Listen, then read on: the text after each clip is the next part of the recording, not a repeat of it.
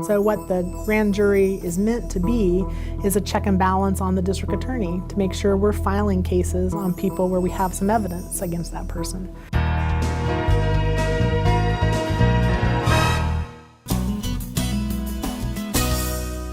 We're here today with our district attorney, Beth. So thank you so much for joining us. Oh, thanks for having me over here. Tell us about the grand jury and what a grand jury is and how that's maybe different from a jury in a court that people might have seen on Perry Mason. So grand jury, it's a court function, and it's a little confusing because it's actually held in our building. That's really done because of just space. So when they designed our new building, they built a space that was designed specifically for grand jury. And so sometimes people start to think like they're the DA's grand jurors, but they are court grand jurors. Okay. So they're selected by the court from just people in the community. And so a grand jury is 7 people from the community who serve usually 2 months, a 2-month term, and they serve 1 day a week for that 2 months. Okay. So we have grand juries on Tuesday, Wednesdays, and Thursdays, and the grand jurors are there.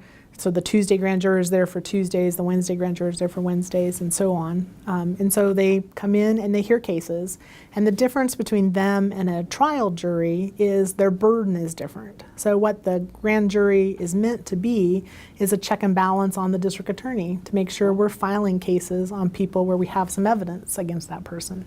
So their burden is to see whether taking the facts uncontroverted, would a jury find this person guilty of the charge, whatever the charge might be. So whereas a trial jury that people normally think of, either for a misdemeanor or a felony, their burden is beyond a reasonable doubt. Has the state proven it? And at grand jury, there's no defense attorney, so the witnesses don't get cross-examined. The defendant never comes and tells his side of the story or her side of the story. So it really is a different kind of a burden to try to get to. It's a lower burden just to say, do we have enough evidence to push this on to a trial jury? So if a grand jury doesn't vote to indict a person, then they don't go on, the case ends right there. So we're done. And sometimes grand jurors will ask for additional information. Maybe they want an additional witness that we didn't bring, and we'll do that. Or sometimes, witnesses come in and say something different than what they said in the police report, or it was misunderstood. And so occasionally they'll say, no, you don't have enough evidence to go forward with this case. And then that's the end of that case. They're selected, or do they volunteer?